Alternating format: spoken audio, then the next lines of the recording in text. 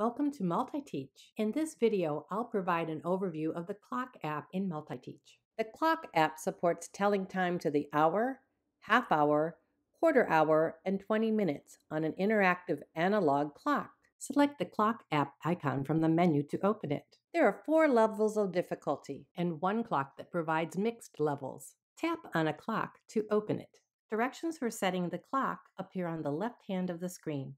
Feedback is provided after each try. At the end of a round, the student is given the option to restart and play the round again, or return to the main menu and make a new choice. The Clock app is useful when accessed in zones along with related lessons from the MultiTeach Lessons community.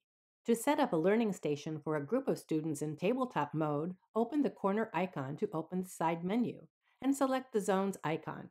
This will lead to a zones selection screen where the apps and lessons will be properly oriented. Select the tabletop zones icon to arrange the Clock app for a group of students using the display as a learning station or other forms of group work.